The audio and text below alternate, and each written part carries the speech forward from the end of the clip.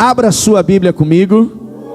2 Samuel capítulo 4, verso 4. Assim, Jonatas, filho de Saul, tinha um filho chamado Mefibosete, que ficou aleijado quando era criança. Mefibosete tinha 5 anos quando chegou de Jezreel a notícia que Saul e Jonatas haviam sido mortos na batalha. Ao ouvir isso, a ama, a babá, a cuidadora do menino, o tomou nos braços para fugir, e na pressa deixou cair. E ao cair, Mefibosete ficou aleijado. Os principais erros de Saul, em primeiro lugar, revela um coração desobediente. Ele desobedece às direções de Deus, e foram 2 grandes situações que ele acaba rejeitando a direção de Deus, e a desobediência ela é destrutiva. Nós vemos o coração de Saul, um coração arrogante, soberbo, dura cerviz, ele não se permite ser corrigido por Deus. Nós vemos o coração de Saul, um coração que estava muito mais disposto a agradar pessoas mais do que Deus.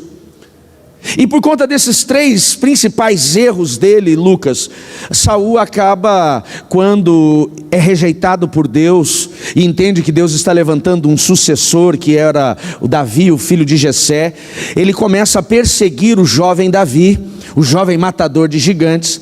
E Davi, naquele processo, para não entrar num embate com o sogro, o rei ungido de Deus, ele então decide deixar sua casa, a sua família, e nessa perseguição Saul acaba se tornando também um matador de sacerdotes. Ele acaba matando 85 sacerdotes na cidade de Nob, e aí o negócio vira de ponta cabeça na vida dele. Saul reinou por 40 anos em Israel, 38 deles sem a direção de Deus. 38 anos sem Deus no seu governo, por mais que ele estivesse governando o povo de Deus. E a Bíblia diz que no final da sua caminhada, você vai encontrar isso lá em 1 Samuel no capítulo 24, no final do seu reinado, quando Deus já estava com ele literalmente por aqui, quando a gente vê o texto, então a Bíblia diz que ele entra na sua última batalha. Os filisteus, julgo, mais uma vez se levantam em guerra contra Israel. E a Bíblia diz, Rafton, que Saul, desesperado por estar entrando numa guerra sem saber qual era o resultado, e principalmente amedrontado pelo que o inimigo iria fazer com ele, ele busca Deus uma resposta. Saul é aquele cara que ele só procurava Deus pela sua necessidade. Ele não estava preocupado em relacionamento com Deus, ele estava preocupado com o favor de Deus, só queria a bênção. Então Fábio, quando ele vai entrar nessa batalha, desesperado com o poder bélico do inimigo filisteu, a Bíblia diz que ele volta para Deus, mesmo desviado, Alexandra, ele se volta a Deus, e a Bíblia diz que ele tenta ouvir Deus sobre qual seria a direção que Deus traria, Vanessa, para aquela batalha, qual seria a resposta, como ele deveria agir, porque era muito comum nas batalhas, Israel antes de entrar na batalha perguntar a Deus: vamos para essa guerra? O Senhor vai com a gente? O Senhor vai entregar o inimigo em nossas mãos? E ele procura todas essas respostas em Deus, e a Bíblia diz que Deus não fala com ele. Ele tenta ouvir Deus através dos profetas, Deus não responde através dos profetas. Ele busca que Deus falasse com ele através do Urim Tumim, que era uma resposta mais individual e pessoal. Eram 2 pedrinhas que lançavam, a Bíblia chama de lançar a sorte. Deus não fala com Urim Tumim com ele. Ele busca Deus falar com ele através dos sonhos. Era muito comum Deus falar com o povo de Israel através dos sonhos, e Deus não fala com ele através dos sonhos. E ele fica mais desesperado porque ele era inseguro demais, ao nível de ele procurar no ocultismo uma resposta da batalha. Ele vai atrás de uma necromante, uma pessoa que consultava mortos, e ele vai até essa necromante pedindo para que ela invocasse o espírito de Samuel, o seu mentor. Essa mulher, e é óbvio que sem nenhuma direção de Deus, ela chama por Samuel, e não é Samuel que vem, é um demônio que vem, dizendo que é Samuel, porque Deus nunca permitiu e não vai permitir que nós venhamos ter esse contato com os mortos. E se disser que vem de Deus, não é de Deus. Então aquele episódio com a necromante foi um demônio que veio se apresentando como Samuel. E aquele episódio é o episódio final da caminhada de Saul, é aquilo que condena, infelizmente, ele e o seu governo. Resumidamente, ele entra na batalha contra os filisteus, e naquela batalha ele morre. Além dele morrer, o seu filho Jonatas, que seria o sucessor do seu trono, também é morto. E mais 2 filhos de Saul acabam morrendo naquela batalha. A Bíblia diz que quando a notícia chega no território onde a família de Saul habitava, nas tendas onde a família de Saul habitava, todos entram em desespero, porque a cultura de guerra daquela época era que quando o rei era morto, o inimigo vinha buscar a família, para que ninguém viesse reclamar o trono. E era muito comum o inimigo, principalmente essa cultura pagã, era muito comum eles virem e aniquilarem todos os descendentes, principalmente os homens, todos os descendentes. Quando a ama, agora voltando para Mefibosete, que era filho de Jonatas, que também tinha sido morto na batalha, fica sabendo que o avô do menino morreu, que o pai do menino morreu, que os tios do menino morreram e tinha ficado só um vivo. Ela falou: vão matar Mefibosete. Ela era responsável pelo menino, não só aquela que iria trocar roupa, dar banho e dar comida, mas ela tinha uma responsabilidade. Se algo acontecesse com o menino, seria cobrado com a própria vida dela. Então ela toma aquele menino de 5 anos no colo e tenta fugir, e provavelmente num caminho acidentado, ela escorrega e solta o menino, e quando Mefibosete cai, ele quebra ambas as pernas. A medicina não era como os dias de hoje, não precisa nem dizer avançada, né? Hoje existe tratamento para isso, por mais que seja doloroso e se leve um tempo. Não tinha, e aquele menino então tem as suas pernas calcificadas da forma que estavam fraturadas, e ele se torna, como a Bíblia apresenta, um aleijado, um coxo. Ele não tinha seus movimentos totalmente neutralizados, ele não era uma pessoa que perdeu totalmente o movimento. Alguns historiadores dizem que ele se locomovia com muita dificuldade, se arrastando. Também não existiam cadeiras de rodas ou muletas para uma situação como aquela. Porém aquela moça, quando vê o menino machucado, ela continua, pega ele no colo, e para escondê-lo dele não ser morto, porque acreditavam que os filisteus viriam para buscar a família, ela o leva para uma região chamada Lodebar. Lodebar era o interior do interior, é aquele lugar mesmo para se esconder. E lá Mefibosete fica escondido por 16 anos. Agora o problema estava na condição. Quando ele é levado para aquele território, eles não contam que ele era neto de Saul para que ninguém viesse procurar recompensa ao matá-lo. Para vocês terem uma ideia, o nível de maldade do coração, eu disse que um dos filhos de Saul ficou vivo. E automaticamente ao Saul morrer, esse filho é proclamado rei de Israel. 2 servos de Saul, 2 irmãos que eram soldados, sabendo que agora Davi iria assumir o trono, porque era uma promessa de Deus, ele foi ungido para isso, e também sabendo que Abner, que era o comandante de Saul, já estava em negociação com Davi, eles, pensando que iam se dar bem, foram até a casa desse filho de Saul, esse que ficou vivo, degolaram o rapaz, tomaram a cabeça dele e trouxeram para Davi. Se fizeram isso com o rapaz, o que fariam com o menino? Por isso o menino fica escondido. E lá em Lodebar, primeiro, ele está se escondendo. Segundo, ele agora é uma pessoa deficiente. Na cultura judaica, um deficiente não poderia, por exemplo, entrar num palácio real. Ele não poderia ter uma audiência com o rei. Ele não poderia entrar no culto. Uma pessoa deficiente era proibida pelos religiosos de cultuar, por conta do seu defeito físico. E eu entendo que isso era uma segregação. Ele não podia trabalhar porque era improdutivo. Qual era a função que sobrava para alguém na condição de Mefibosete? Mendigar. Aquele menino nasce príncipe e se torna um mendigo. A única coisa que ele fazia nas ruas de Lodebar durante 16 anos era pedir esmolas. 16 anos, ele perde tudo o que ele tem. A primeira lição que eu aprendo com essa história: os erros que eu e você cometemos não afetam só a nossa vida, pode afetar toda a nossa casa. Cuidado com as suas escolhas. As nossas escolhas podem definir o sucesso ou o fracasso, não só para nós, mas para toda a nossa família. O erro de Saul compromete Jonatas e compromete o filho de Jonatas ao nível desse menino, ele acabar perdendo tudo. Quem está me entendendo, diga amém. Por isso nós temos que tomar cuidado com as nossas decisões. Nós somos constantemente tentados e provocados ao pecado.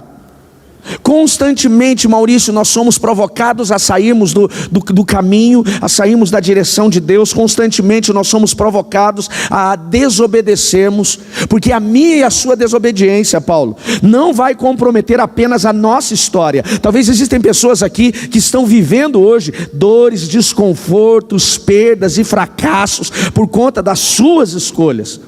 Mas talvez tem pessoas aqui que estão vivendo fracassos por conta das escolhas dos seus pais.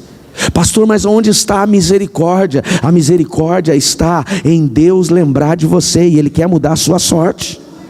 16 anos se passam, esse menino cresce, ele acaba tendo um filho, ele fica na casa de Maquir, e acredita-se que Maquir não foi uma pessoa assim muito simpática. Maquir foi um cara duro, uma pessoa que oprimia Mefibosete, porque dependia dele. Mefibosete cresce nas ruas daquele vilarejo pobre, daquele lugar abandonado, pedindo esmolas, vivendo apenas de doação, roupas maltrapilhas. Provavelmente o Rogério cheirava mal já naquela condição que ele estava. E a Bíblia diz, agora vai comigo por favor, em 2 Samuel capítulo 9, verso 1. O verso 1 diz assim, André: certo dia Davi quem era agora rei, Davi já tinha estabelecido o reino de Israel como um reino poderoso, ele já tinha neutralizado todos os inimigos. Provavelmente aqui Davi já tinha conquistado quase 100 vezes mais o território de Israel.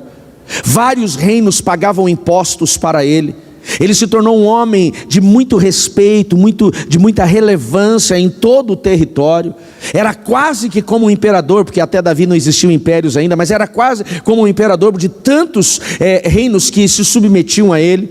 E a Bíblia diz que nesse ápice do seu sucesso, certo dia, Davi perguntou: resta alguém da família de Saul a quem eu possa mostrar bondade por causa de Jonatas, o meu amigo? Um dia, o rei lembrou da família de Jonatas. Davi aqui, ele tipifica Deus. Mefibosete tipifica a gente. Alguém que perdeu, alguém que está vivendo dias difíceis, alguém que está vivendo um tempo de dor, achando que todos esqueceram dele.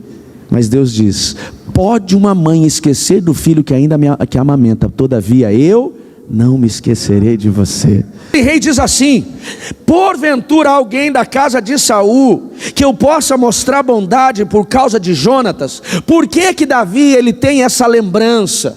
Por que que Davi tem essa atitude depois de 16 anos como rei? Porque 30 anos atrás, antes desse momento, ele faz uma promessa para o seu amigo Jonatas. Ele era um jovem pastor de ovelha, rejeitado, Vanessa, pela sua casa.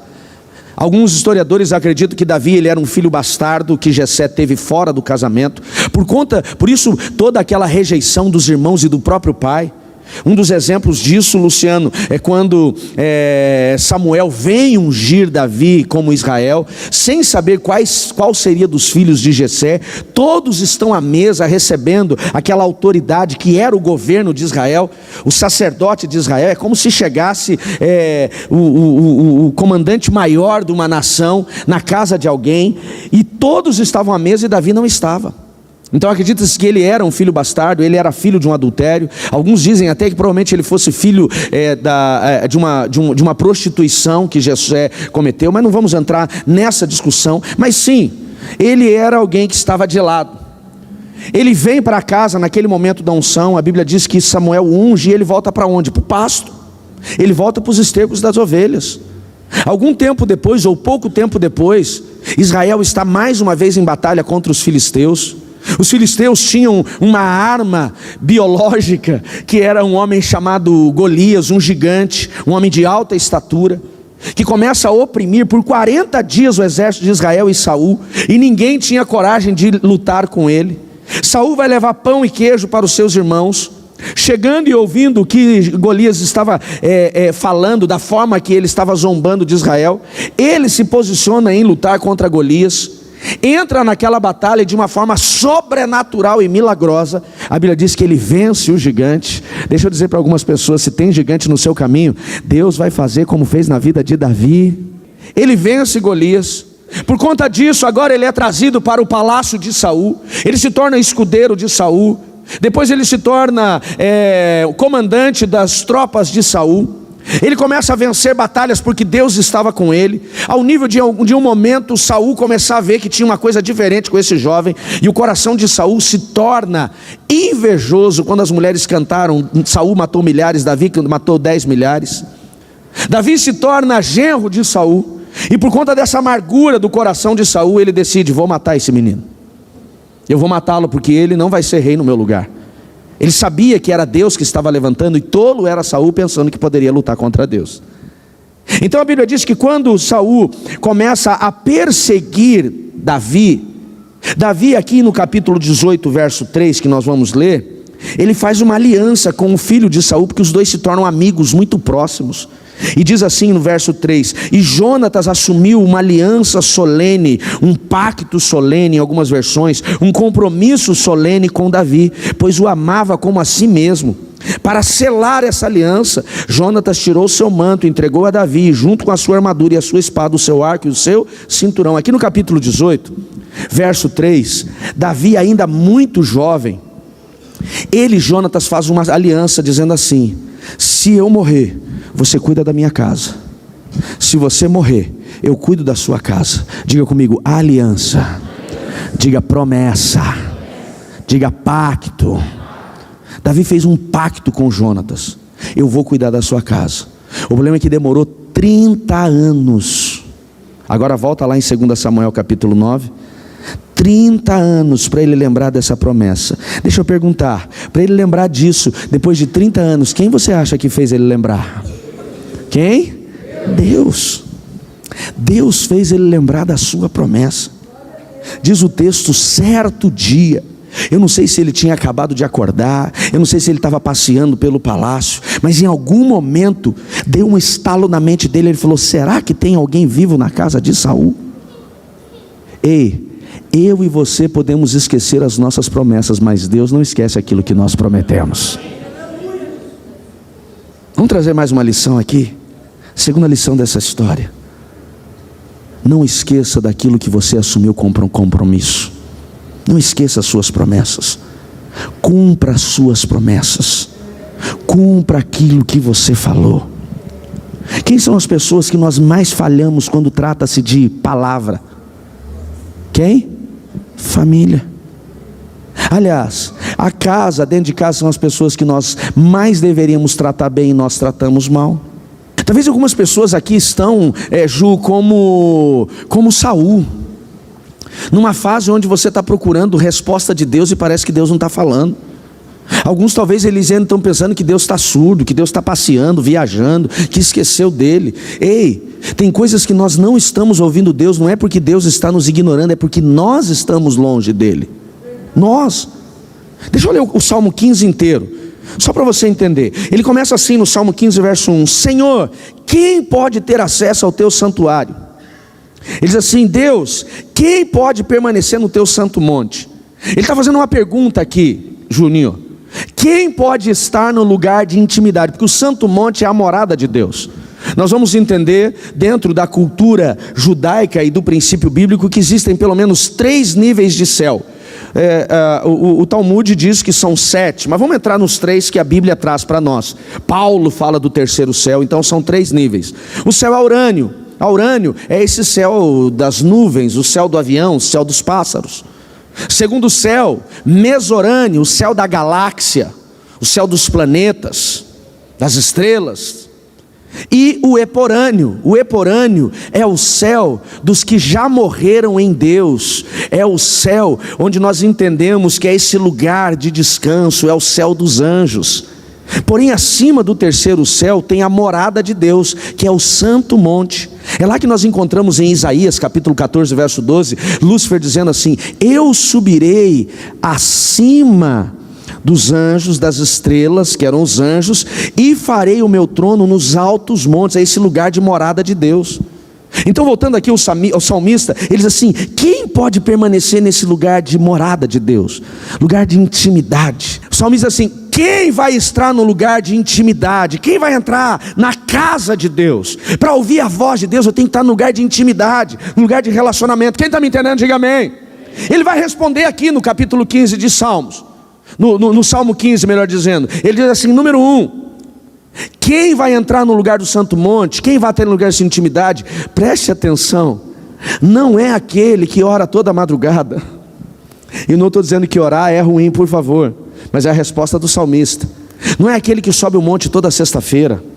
Não é aquele que jejua 3 vezes por semana. Não estou dizendo que nada disso é ruim, não, isso é maravilhoso. São disciplinas espirituais que nos aproximam de Deus. Mas o salmista vai me responder que quem vai estar nesse lugar de intimidade, número 1, é aquele que leva a vida com integridade. Gente íntegra. Pastor, eu quero ouvir a voz de Deus. Como vai a sua integridade? Pastor, não estou ouvindo a voz de Deus. Será que não está faltando integridade? Não, pastor, a integridade está ok, então tem mais coisa. Ele diz número 2, quem pratica justiça. Onde nós mais somos injustos às vezes, Samuel? Dentro de casa, no casamento, com os pais, com os filhos. Tem muito crente que está procurando ser justo lá fora, mas dentro de casa ele está esquecendo. Diz, quem vai permanecer no santo monte, no lugar de intimidade? Ele falou, quem de coração fala a verdade. A partir do momento que eu deixo a mentira entrar nos meus lábios, seja no trabalho, seja com os amigos, seja numa rede social, seja num currículo, seja dentro de casa, ali eu perdi a intimidade. Ele diz, quem vai entrar no santo monte? Ele falou, aquele que não difama os outros, aquele que não prejudica o próximo, aquele que despreza a conduta reprovável. Quem vai entrar no santo monte? Aí eu quero chegar onde eu precisava. Ele diz, aquele que cumpre as suas promessas, mesmo que com dano. Por que Davi foi lembrado por Deus, depois de 30 anos da sua promessa, depois de 16 anos de governo? Porque Deus tinha o desejo de levá-lo a conhecer mais da sua intimidade, mas talvez estava faltando por conta que existiam promessas que ele não tinha cumprido. Será que não tem coisas que nós prometemos e não cumprimos? Será que existem palavras que nós empenhamos e não voltamos lá atrás para arrumar? Pastor, eu preciso tanto ouvir a voz de Deus. Ele diz, quem vai chegar neste lugar de intimidade? Quem empresta dinheiro sem visar lucro? Quem vai chegar nesse lugar de intimidade? Quem não aceita suborno para mentir sobre o inocente? Ele diz assim, quem age assim jamais será abalado. Davi não lembrou, Luiz, da casa de Jonatas porque ele era bonzinho, não. Ele foi provocado por Deus. Porque pode uma mãe esquecer do seu filho, todavia Deus diz, eu não esqueci de você. Não esqueceu. Continua o Samuel, 2 Samuel capítulo 9, vai comigo. Verso 2 do 2 Samuel. Vou ler 1 de novo para a gente pegar aqui o trem, como diz o mineiro. Certo dia Davi perguntou, resta alguém da casa da família de Saul, a quem eu possa mostrar bondade por causa de Jonatas? Por que ele diz por causa de Jonatas? Por causa da aliança que ele fez. Havia um servo da família de Saul, cujo nome era Ziba, e trouxeram a Davi. E Davi perguntou, você é Ziba? Ele disse, sim, seu servo, meu senhor. Então o rei lhe perguntou, resta alguém da família de Saul ainda vivo? Se resta, gostaria de mostrar bondade de Deus para com ele. E Ziba respondeu, sim, um dos filhos de Jonatas ainda está vivo, porém ele é aleijado de ambos os pés. Então Davi, ele tem esse insight de Deus para cumprir a sua promessa, lembrando ele da sua aliança. Ele chama os seus servos, seus funcionários, e diz, gente, você sabe se tem alguém vivo da casa de Saul? Eu preciso cumprir uma promessa que eu fiz para Jonatas. E fica talvez um conselheiro perguntando para outro, você sabe se tem alguém vivo? Ele falou, rapaz, não sei não. Sabe se tem alguém vivo? Sabe se alguém sabe da família de Saul? E alguém talvez naquele ambiente falou assim, rapaz, tem aqui em Jerusalém um homem chamado Ziba, que ele era um dos servidores domésticos da casa de Saul. Ziba era como se fosse lá um mordomo de Saul. Davi falou, então manda chamar. Então trazem Ziba até Saul, até Davi. E Davi faz a mesma pergunta. Ele falou, tem uma pessoa assim, porém tem um problema. Davi só perguntou se tinha alguém vivo, mas você viu que ele deu ali um adjetivo junto? Ele diz, tem um filho de Jonatas, mas ele é aleijado. Por que que ele usa esse termo? Por que que ele usa essa apresentação? Porque os aleijados, como eu falei para você, os deficientes, as pessoas que tinham qualquer tipo de deficiência, elas eram rejeitadas dentro da cultura. Um aleijado não poderia entrar num ambiente de culto. Um aleijado não poderia ter uma audiência com o rei, eles eram segregados. Um aleijado não poderia trabalhar, ele não poderia ter um convívio, muitas vezes até social, dependendo da condição da sua deficiência. Então Ziba, quando é trazido diante de Davi, Davi pergunta: tem alguém vivo? Ele completa: tem, mas ele tem defeitos. Outra lição que Deus vai ministrar ao meu coração: quando Deus quer trazer favor sobre a sua vida, não importam os seus defeitos, não importa as suas debilidades, Ele vai trazer você para a mesa dEle. Ei, Deus não olha para o teu passado, Deus não olha para as tuas deficiências, Deus não olha para as suas paralisias. Hoje Ele está olhando para você. Eu já falei aqui, Rodrigo, Davi, ele tipifica Deus. Deus, como aconteceu com Mefibosete. Davi, como falou com Mefibosete. Deus está falando: se tem pessoas que eu posso derramar a minha misericórdia e a minha graça, traga até a minha presença, não importam os seus defeitos. Aquele homem, ele está tentando insistir na deficiência, mas Davi falou: eu não quero saber da deficiência, traga ele até mim.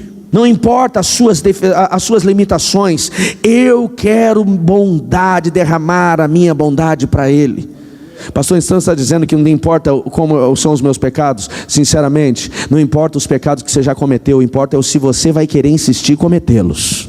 Sabe o que é misericórdia? É você não viver o mal que você merece. Diga comigo: graça. Sabe o que é graça? É você viver o bem que você não merece. Davi, ele está agindo com graça e misericórdia. Esse coração de Davi, Samuel, ele é um coração divino. Ele é um coração de Jesus, bem. Porque eu não acredito que nenhum outro rei, numa outra condição, faria o que Davi está fazendo. Por quê? Porque Mefibosete era neto de Saul, o único homem vivo da casa de Saul. Isso significa, por ele estar vivo, mesmo na sua condição, ele ainda poderia reclamar o trono. Poderia reclamar o trono. Falou: não, eu sou da linhagem real. O primeiro rei de Israel foi meu avô, eu tenho direito a esse trono. Porém Davi, ele não se preocupa com isso. Davi, quando manda buscar Mefibosete, ele não está preocupado se Mefibosete tinha direito à coroa ou não. Por quê? Porque Davi sabia que quem colocou ele naquele trono foi Deus. Meu irmão, você só se preocupa em perder aquilo que não foi Deus que te deu. Se você tem coisa na tua vida que foi o capeta que te deu, vai perder. E isso, pastor, é pesado. Meu irmão, se veio através do pecado, é complicado. Se tem coisa na tua vida que foram pessoas que te deram, talvez você perca. Se tem coisas na tua vida que você ganhou à força, talvez você vai perder. Mas se Deus te colocou em um lugar, ninguém vai te tirar deste lugar. Pode aplaudir a Jesus. Davi não estava preocupado se Mefibosete ia reclamar o trono, porque ele sabia que aquele trono, quem o colocou ali, Ana, não foram homens, não foram conselheiros, não foram deputados, não foram senadores, não foram políticos. Quem colocou ele ali foi o próprio Deus. E tem pessoas aqui que estão preocupadas. Você quer a resposta de Deus? Não está na programação não, mas tem gente que está preocupado do lugar que você está. Pastor, tem uma instabilidade na minha empresa. Pastor, estão mandando todo mundo embora. Pastor, estou correndo o risco de perder o emprego. Se foi Deus que te colocou lá, todo mundo vai ser mandado embora, mas você fica. A Bíblia diz, voltando aqui, que Ziba, ele fala das debilidades de Mefibosete. Mas Davi não estava preocupado com as debilidades, porque Davi, como Deus, ele queria derramar da sua bondade. Continuamos a mensagem, vai comigo no verso 7 do capítulo 9 de 2 Samuel. Mefibosete foi trazido para a presença de Davi. Deixa eu achar aqui o 6. Davi, verso 5. Davi então mandou buscá-lo lá na casa de Maquir. Seu nome era Mefibosete, filho de Jonas, filho de Saul. Quando compareceu diante do rei, curvou-se com o seu rosto no chão e disse, Davi disse: saudações, Mefibosete. E ele respondeu: aqui está o seu servo. E o verso 7, Davi então lhe disse: não tenha medo. Porque quando Davi olha para Mefibosete e diz não tenha medo, é porque visivelmente, Andréia, ele estava desesperado. Aquele homem provavelmente estava quase liberando a bexiga. Quando ele chega na presença do rei, os olhos dele mostravam medo. E esse medo vinha da onde? Porque ele era neto de Saul. Ele falou, vão me matar. Porque quando ele chega diante de Davi, ele se prostra diante de Davi, ele falou, sou teu servo, não se preocupa não. Ele está dizendo, eu não quero nada, eu não vim reclamar o trono, não se preocupa comigo, eu não sou ninguém. Deus está dizendo para pessoas aqui, não tenha medo de sair do lugar que você está, não tenha medo de sair desse lugar de dor. Deus está dizendo, chegou o seu tempo de restauração.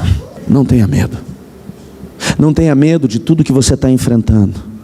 Deus está dizendo, eu sou contigo.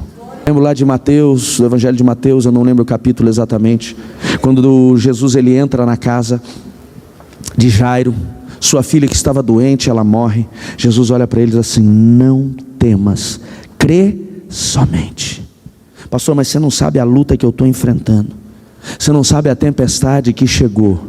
Deus está colocando essas palavras na minha boca, é Ele falando, não tenha medo, eu quero revelar a minha bondade para você. Não tenha medo, não tenha medo. Aquele rapaz estava desesperado, pensando que Davi o trouxe ali para matá-lo, mas na verdade Davi o trouxe ali para restaurá-lo. Davi está dizendo para ele, você não vai morrer, o que eu quero é te restituir. E aí vem logo a próxima lição, o verso 8 ele diz assim, no verso 7 ele diz assim, não tenha medo, quero mostrar a bondade por causa do seu pai Jonatas, vou lhe dar todas as terras que pertenciam ao seu avô. Olha para mim, Mefibosete amanhece mendigo e anoitece fazendeiro. O que Davi falou para ele? Eu não trouxe aqui você para te matar, eu te trouxe aqui para te restituir. Ele diz para Mefibosete, eu vou restituir tudo que era do seu avô. O avô de Mefibosete era rei. Esse cara tinha muita propriedade. Quando ele morreu, se apossaram. Mas Davi falou, não importa quem está na terra. Um dos que estavam na terra inclusive era Ziba, o servo de Saul. Ele tomou posse. Ele diz, não importa, volta a ser seu. Abre a tua Bíblia comigo em Joel, por favor, no capítulo 2, no verso 25. Não tem como falar de restituição e não lembrar de Joel 2:25. Joel 2:25 talvez seja uma das promessas mais intensas de restauração para a nação de Israel. Joel 2:25, Deus está dizendo através da boca do profeta, eis que restituirei tudo o que você perdeu. Fala comigo, tudo. Diga, é promessa de Deus. Diga, restituição. Diga, é promessa de Deus. Quando você declara isso, não é só para gravar isso aqui não, gente, isso aqui é decreto. Você está usando a própria palavra de Deus, clamando pela misericórdia. Ele diz, eis que eu restituirei todos os anos, tudo que foi perdido. E ele vai dizer aqui, como foi perdido? De integridade. Quem é o destruidor? O destruidor são classes de demônios, regências de demônios, que agem na nossa falta de gratidão. Quem é o devorador? Ele age na vida daquele que é infiel a Deus, segundo a sua palavra, quando se trata de dízimos e ofertas. Eu repreenderei o devorador, se eu trouxer dízimos e ofertas. Quem é o cortador? Classes de demônios que agem na vida daquele que desonrou pai e mãe. A Bíblia diz, honra teu pai e tua mãe para que tudo te vá bem. Pessoas que colocaram a bênção de Deus, o dinheiro, no pecado. Pessoas que têm um mau planejamento financeiro, uma má gestão financeira. São esses 4 tipos de demônio. Mas Deus está dizendo, eis que chegou um tempo de restituição. Mas olha o que diz o verso 26. Ele diz, vocês voltarão a ter alimento, vocês voltarão a se saciar, e por conta da provisão que eu trarei, vocês louvarão ao Senhor seu Deus, que realizará milagres em favor de vocês. Vai ter milagres. Ele diz, nunca mais o meu povo será envergonhado. Verso 27, ele diz: então vocês saberão que estou no meio de Israel, então saberão que eu estou no meio de vocês, e que sou o Senhor teu Deus, e não há outro além de mim, e nunca mais o meu povo terá vergonha.